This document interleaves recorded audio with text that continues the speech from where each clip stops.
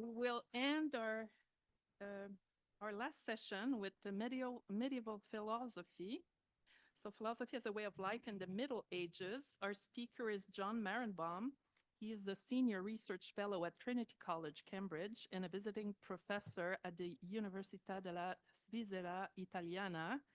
And his major books include The Philosophy of Peter Abelard, Boethius, Le Temps, la Préscience, Les Futurs Contingents de Boès à Thomas d'Aquin, and many other important works. So I refer you to the booklet for the complete list. For the sake of time, I will stop here, and the floor is yours, Professor Marenbon. He's online.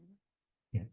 So thank you very much for your introduction. I'm delighted to have been asked to speak at this conference and to contribute to the Oxford Handbook. It's very pleasant for me to be able to widen my horizons and discover new colleagues, and I'm sorry that I can't be doing so in the flesh in Lisbon.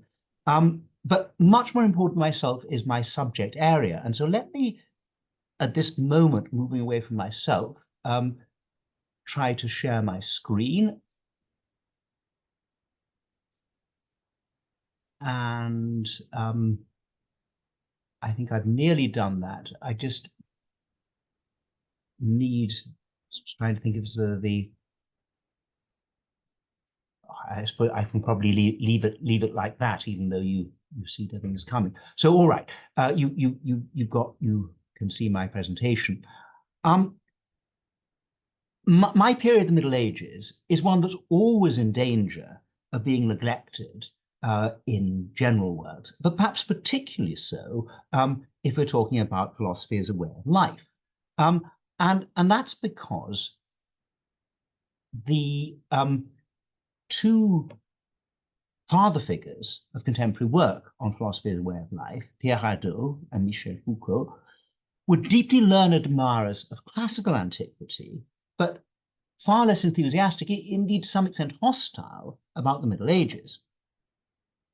According to Hadot's original account, which he did later nuance, the Middle Ages bring philosophy as a way of life to an end. So on the one hand, he says, the idea of philosophy as a way of life gets absorbed into Christian, especially monastic, practice. Monks were considered to be Christian philosophers in living their ordered lives of work and prayer, but their ordered lives which don't really have much to do with philosophy as we might think of it. On the other hand, philosophy was demoted and placed among the seven liberal arts. So the linguistic arts of grammar, rhetoric, and logic, and the four mathematical arts, which were considered to be merely a propedeutic to the main point of learning, which was a religious point. And then in the universities and the scholasticism of the universities from the 13th to the 15th centuries, philosophy becomes purely theoretical and is regarded as handmaiden to theology. As I said, Hadot himself somewhat nuances this rather severe judgment, and there's been a little but not much work on it, trying to find traces of philosophy as a way of life in the Middle Ages. There's the book by Domansky, which I give there, and then very recently there's a chapter in Matthew Sharp and Michael Ewer's book.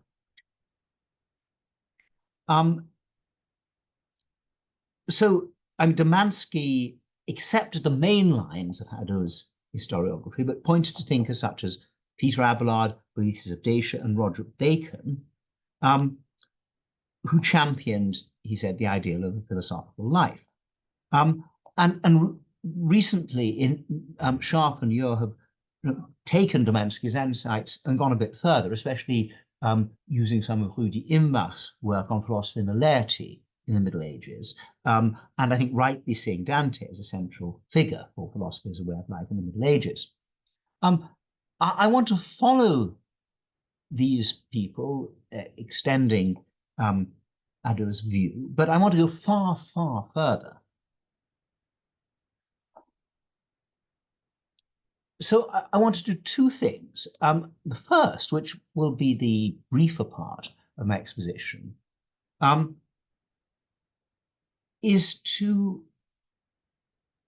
argue that in framing his understanding of medieval philosophy's mainly negative contribution to philosophy as a way of life, and so I don't know why I put the A there, but PWL, in terms of the influence of Christianity, Hadot reflected the narrow-minded conception of philosophy in the Middle Ages, prevalent in his time, but now, thank God, generally rejected. And then, in the second part, I'm going to concentrate on the relatively narrow sphere of Christian Latin philosophy in the Middle Ages, and suggest that there too, philosophy as a way of life is of essential importance, which it hasn't usually been recognized. And then this warning, which I put in red, I'm afraid that this talk is going to degenerate slightly into a list of names and text. I hope not exactly that. But the field is so vast that really what I can do, the best thing I can do, is to point out places to look, places where we can begin research rather than giving results of research. I hope in the chapter for the handbook, where there's a bit more space, I can go into a few things in more detail, but this is very much of a first look. But let me start then with my first point. So what Hadot was doing was to distinguish philosophy in the ancient and Mediterranean world.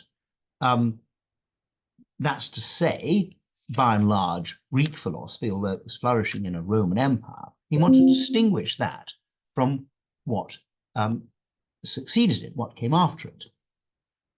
But what succeeded Greek philosophy, both in the sense of being philosophy done in a coincident geographical area, and in the sense of continuing the Greek tradition, wasn't just Christian Latin philosophy. It was also, and I put these up, it was also Greek or so-called Byzantine philosophy, and Arabic philosophy, and Jewish philosophy.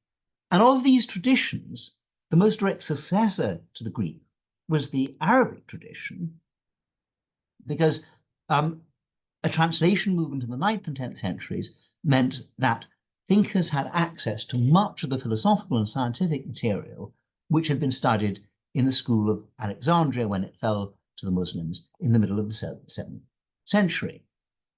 So you had medieval Jewish philosophy, which begins by being rooted in this Arabic culture. Then you have the Greek tradition, which is really the Eastern Roman Empire, which lasts until the fall of Constantinople in 1453, who are less keen than the Muslims to continue many aspects of the ancient Greek tradition, but on the other hand, do have a particular advantage because they have access to a very wide range of Greek texts which they can read in the original. And so the question which we should be posing is not what happens to philosophy as a way of life in the Christian Latin tradition, just in that, but what happens to philosophy as a way of life in all of the 4 sub-traditions that take over from the Greek philosophy in the Roman world. So I shall look just briefly at where places you might look for philosophy as a way of life in the 3 areas other than Latin philosophy. My main expertise is Latin philosophy, but I can at least point out some things in these other sub-traditions. Starting with Arabic philosophy, I'm going to jump over the earliest thinkers such as Al-Kindi and Al-Farabi, and one might make some sort of a case for an element of philosophy as a way of life in Al-Farabi. But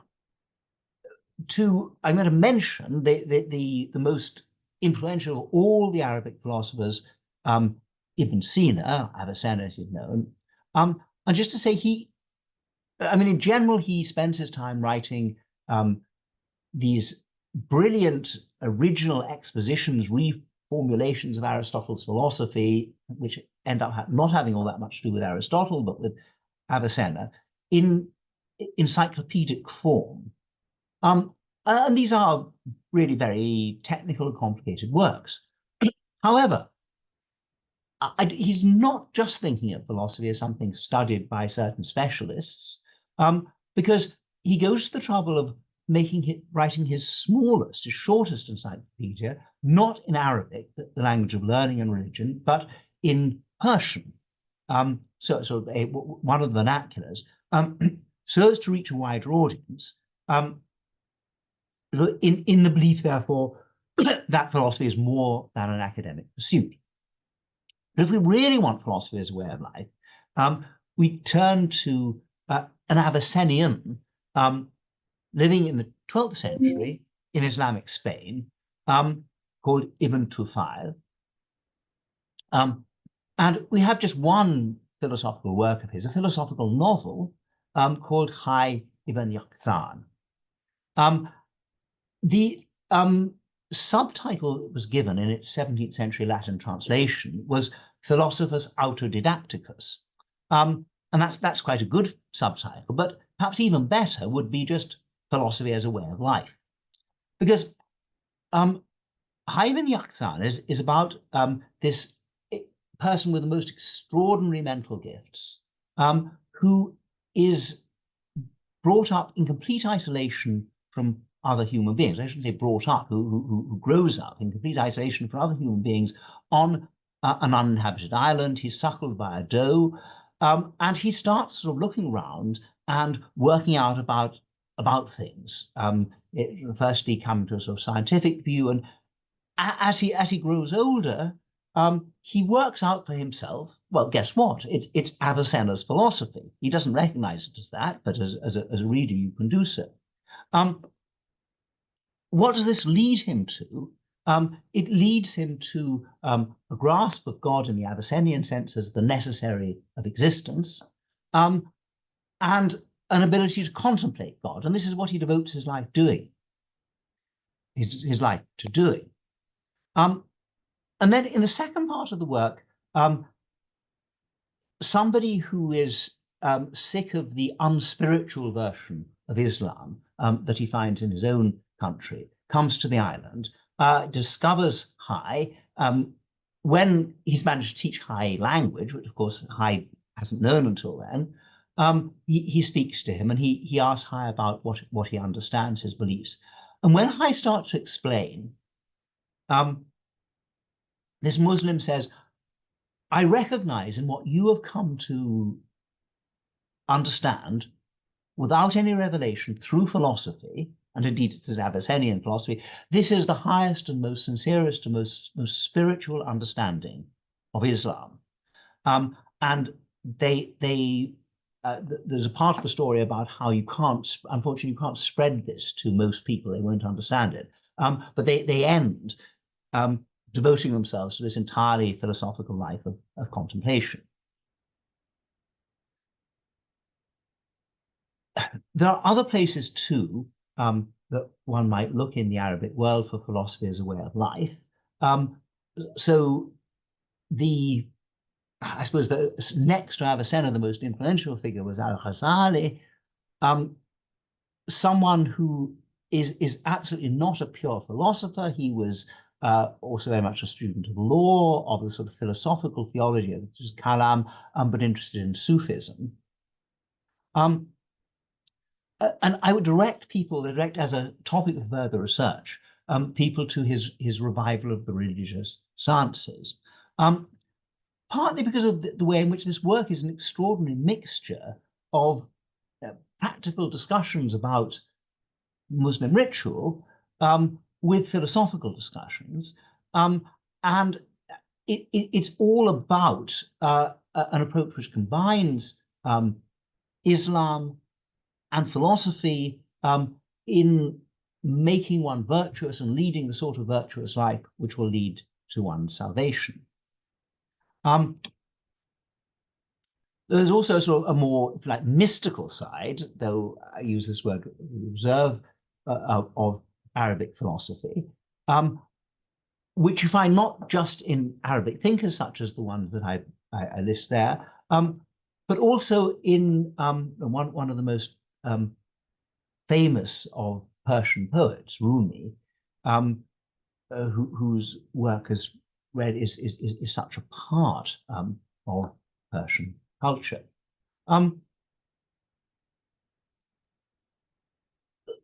Let me turn briefly then to Jewish philosophy and just pick one person, but I suppose the most important central Jewish philosopher of the Middle Ages. And I mean, you don't find, if you look at Maimonides' work, so the Mishneh Torah, which is his great synthesis and bringing together of the Jewish oral law, or his Guide of the Perplexed, which is about can one combine Judaism and Aristotelian philosophy. Now, these aren't obviously works about philosophy as a way of life. Rather, I think, you have Judaism, which for Jews, especially Orthodox Jews, is a way of life. But then he makes that life philosophical. Two ways in which he does it. Well, one, he argues that actually the Bible already contains Aristotelian philosophy when it's properly interpreted. Another way, all these laws, all these precepts about diet and so on, which make up the Jewish way of life, all have a rational purpose. They're part of God's plan to make Jews better people, to make them live a better life and keep them away from paganism. And then finally, Greek philosophy. And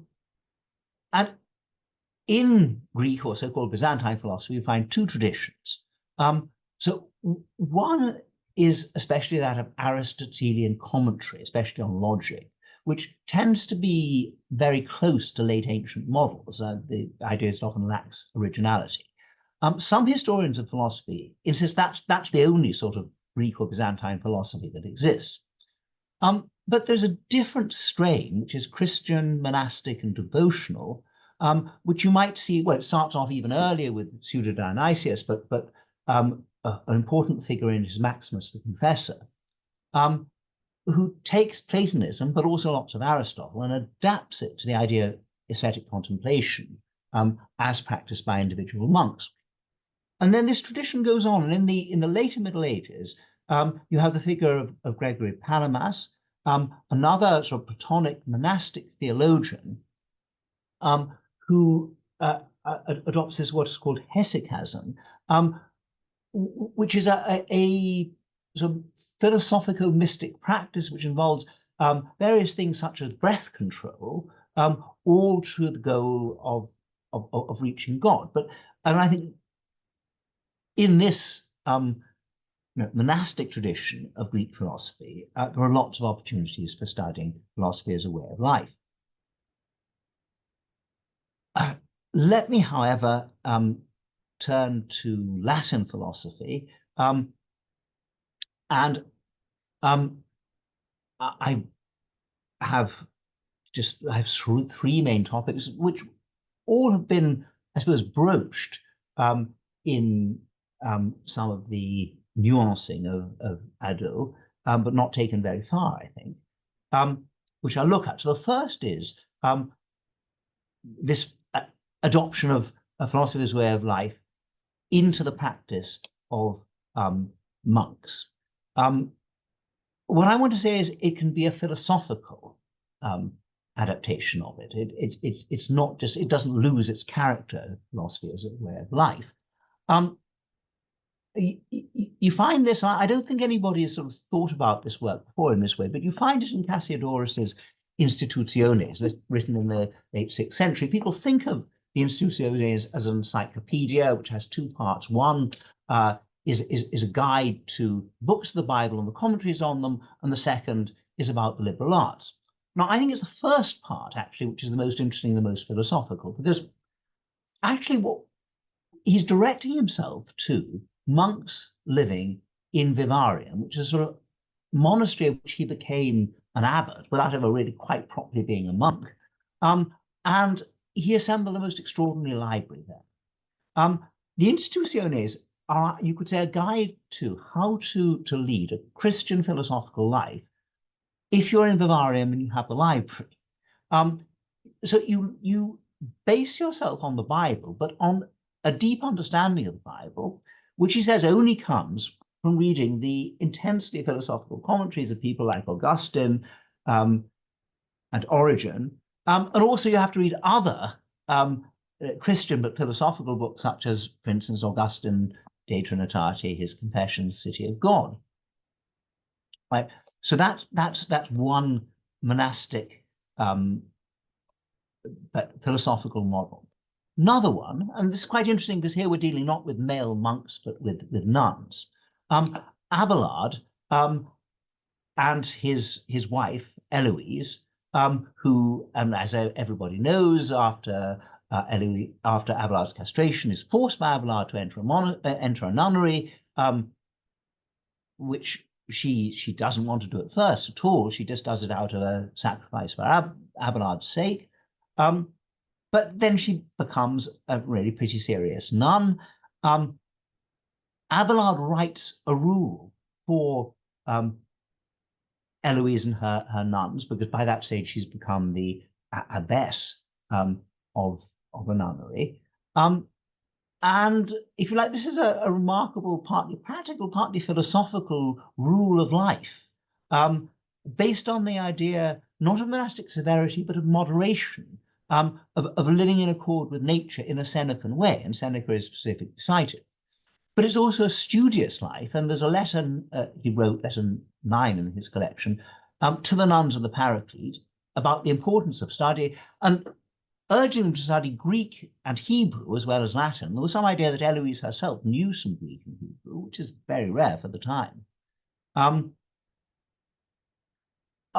my third example, so this is the work which people will say this is archetypal university text, scholasticism, nothing to do with philosophy as a way of life.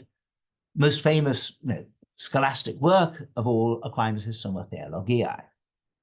But the Summa Theologiae was not written for a university, it seems.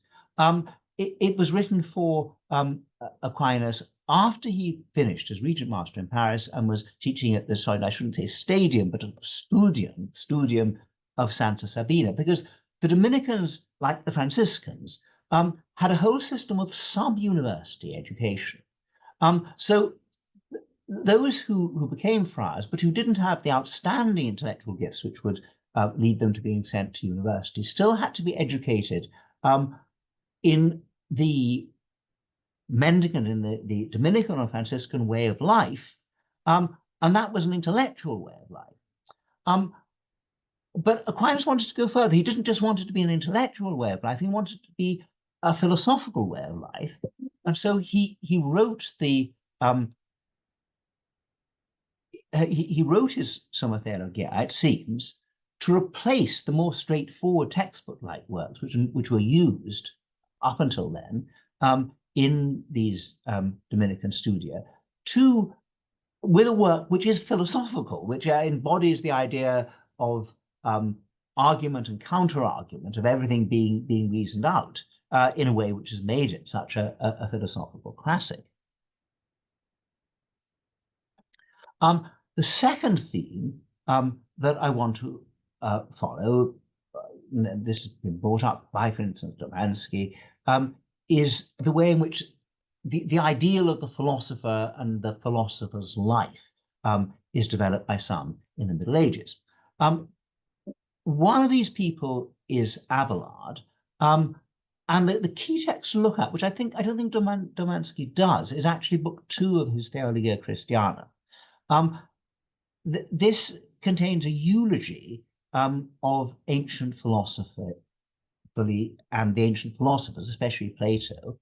And he then sketches out what he thinks of as the ideal cities of the philosophers. So he, having heard about Plato's Republic, he takes this as if this was something which really existed.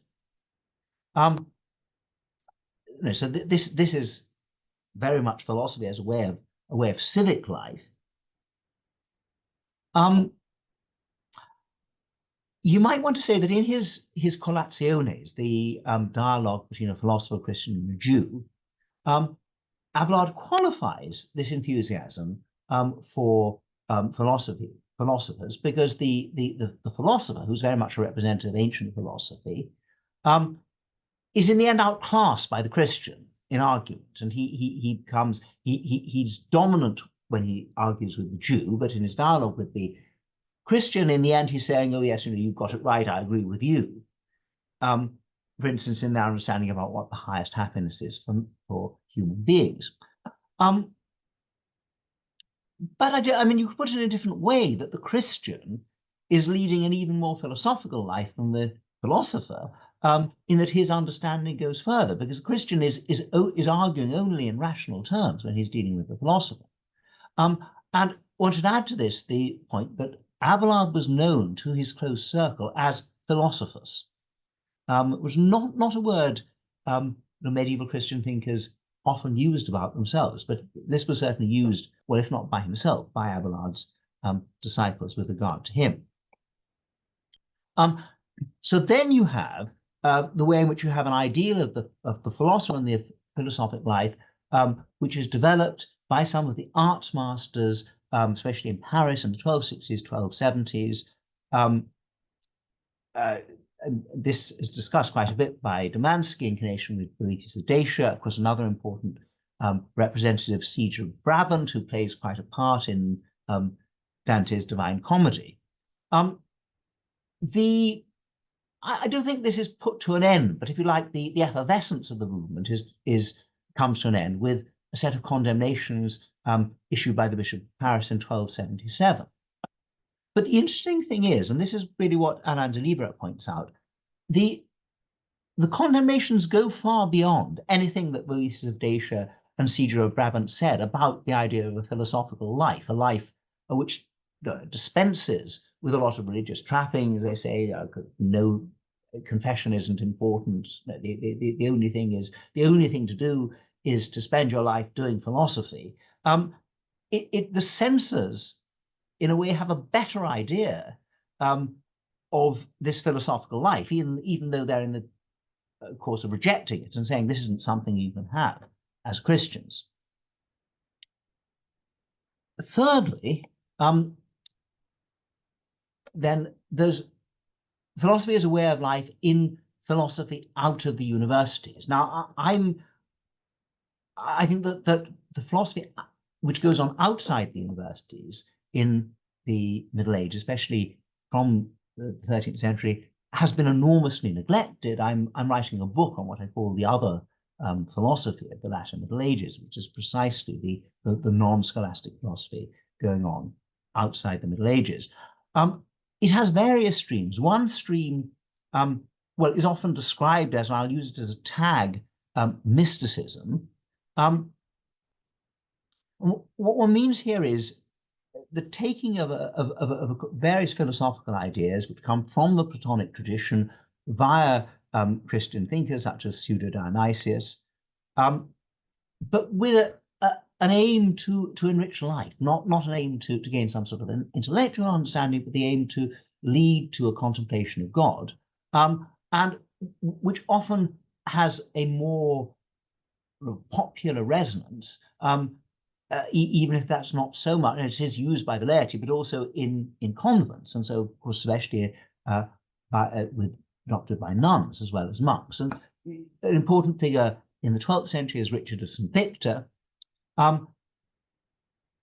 You then have this tradition taken on by university theologians who write for a wider audience, for instance, Bonaventure, great Franciscan theologian at the University of Paris, but also writing work like the Itinerarium, which is a thoroughly philosophical work in this mystical tradition, which has an enormous readership outside the university. Of course, Meister Eckhart, who gives sermons where some of his most distinctive thought is found in the vernacular.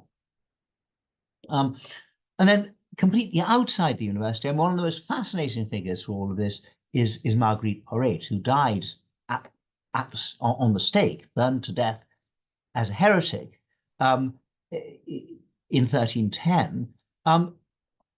her work, um, her work is a complex dialogue in which reason is involved. Now, although the figure of reason always ends up being dismissed, it's always for rational purposes. So, and this is really a highly philosophical work, which takes really taking certain positions which Christians would, or most Christians would subscribe to, but taking them to their furthest extent. And then you have a whole load of other female mystics. Certainly, there's no question about the way of life side of their thought. And the question is, how far are they really philosophers? And for a good attempt at giving a positive answer, I refer you to this recent book by Christina van Dijk. So as I said, this is turning into a bit of a rush through names, but there's also a literary tradition of this. We might look back to the Latin Anti-Claudianus, which is so influential on Dante, written by Alan of Lille in the 12th century.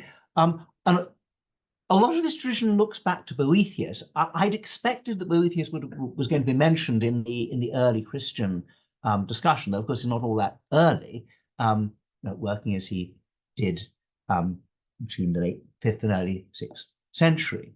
But his central work for the philosopher's way of life tradition is his Consolation of Philosophy, which presents, following what actually happened in his life, which presents him in his prison cell, awaiting death, having at first lost, because of the terrible shock of falling from being a powerful person to somebody, a condemned prisoner awaiting execution, has forgotten all his philosophical learning and has to be reminded of it.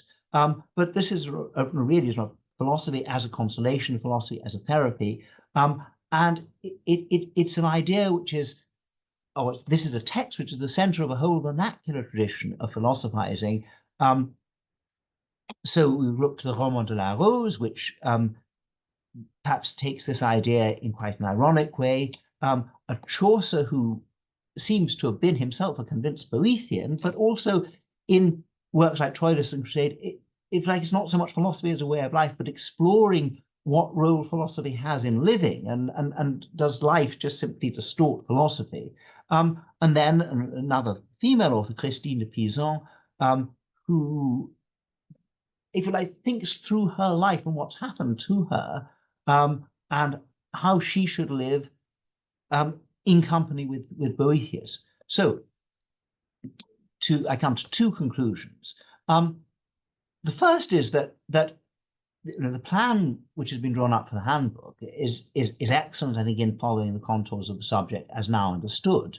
But in the future, one can see expansion in various areas about philosophy as a way of life. One obvious area is non-Western philosophies, which of course are included in the handbook, but there might be more even on them. But another, I think, is the broad and long tradition of Western philosophy from about 200 to 1700 and all the four traditions I've mentioned.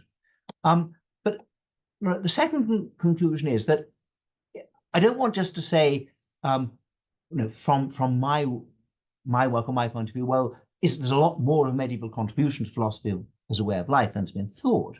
But I also want to say that gratefully, what an important methodological tool philosophy as a way of life is for people working on the history of philosophy, and especially those working on the long Middle Ages, because it helps us to show how various works which haven't been included within medieval philosophy can be included within the history of philosophy. So thank you very much. I'm going to stop sharing now and await questions insofar as we have time for them.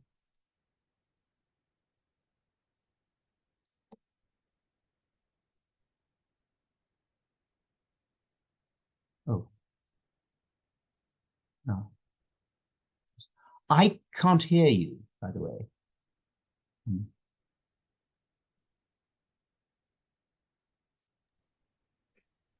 Sorry, I was just saying that we have about 7 minutes for questions.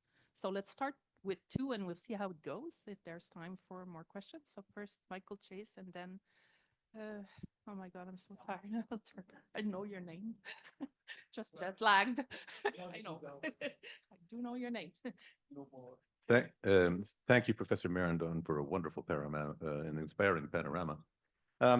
Just one remark. You mentioned in one section, the work of Alain de Libera, and then you also mentioned the figure of Eckhart, whom, as I understood you correctly, you claim was mainly influenced by Platonism. But what do you think about de Libera's idea that, in fact, what's going on in Meister Eckhart, among others, is that the tradition of the people like Kindi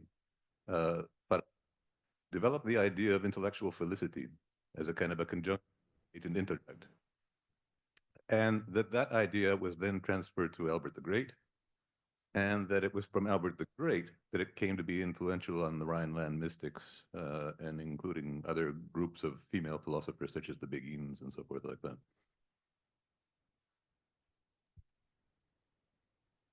Hadot, Right, so here. you? Thank you very much. Sorry. Thank you very much for the presentation. It was a wonderful overview of all these different authors. I think it will be a great chapter to read, and I learned a lot already, and I'm looking forward to reading it. The one question I have, and this probably results from the way everything had to be very brief, is whether some of these whether we can say, or whether you will tackle this issue, whether some of these authors fit better than others in the philosophy as a way of life model. So it seemed that you were identifying all those that have some resemblance to the model, or that somehow fit the model. But can we also see different degrees, or some of them share more of these traits, or this is more present in their work? So I was thinking, do Boethius and Thomas Aquinas fit in the same way in the model of philosophy as a way of life, or not? Do you establish any distinctions of this kind, or are you thinking of any distinctions of this kind? Right. So I think you said there would be two questions. I'll try to reply to those. So with regard to the first question, no, I don't mean to give the impression that I think that Eckhart is mainly a Platonist. Sorry, I can see why, because I was just going very quickly through lots of people. And the idea, well, I mean, as somebody who's educated as a university philosopher, in many ways he's fundamentally an Aristotelian. That's where he's starting from. But yes, there is an enormous, again, as on most medieval Aristotelians, enormous influence of philosophy in Arabic on him. And this story, which is told by de Libera and Claude Flash, especially has developed it, I think has a lot, yes, a lot in it. So I would go along with that in general. I don't want to suggest he's a Platonist. And then about degrees, I mean, yes, I was trying to gather a lot of different people in. So I'm not, I mean, for instance, I mentioned Avicenna. I don't know how far one can go along with that, though there is and there are some mystical works by Avicenna which may be more like this, but it's not. I don't think that's a central. I don't think it's a central way for regarding him. And perhaps the same also with Maimonides. I just wanted to say there was something. There was a way to relate Maimonides to this subject. And I mean, it would be interesting to get somebody who really knew about Jewish philosophy, especially about some of the more popular Jewish philosophers, to see how much you might find there. And then in trying to explain how, well, Aquinas and philosophy is a way of life, I'm probably not trying to make Aquinas a major philosophy as a way of life figure.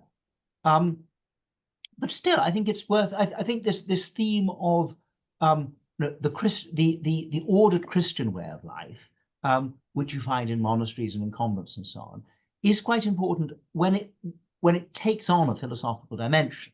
And I mean, in the life according to the rule of St. Benedict, there really needn't be much of a philosophical dimension, though, of course, you get marvelous philosophy coming from Benedictine monasticism, and the way that the cleverest philosopher of the whole Middle Ages, Anselm, is a Benedictine monk. No, but once you get people like, I think, Cassiodorus, who has this great interest in other philosophical interests, or Abelard, or indeed the plan for Dominicans and Franciscans, which is who really do believe in educating people, educating their friars much more than I think many of the ordinary monks were educated. And then Aquinas gives it a philosophical twist. It's something worth noting. But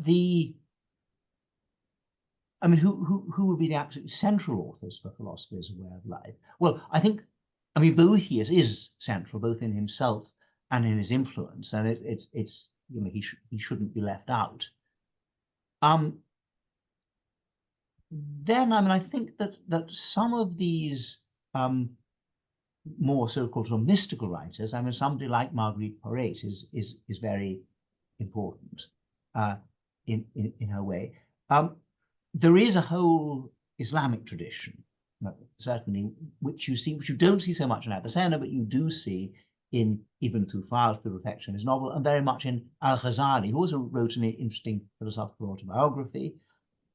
No, so I think they're important, and then I think a lot can be done with the vernacular sort of so-called literary tradition, which I had almost no time to say anything about. So thank you. All right, so unless there's a pressing question, I think that concludes our first day of conference. Thank you so much again, Professor Marenbon. Thank you.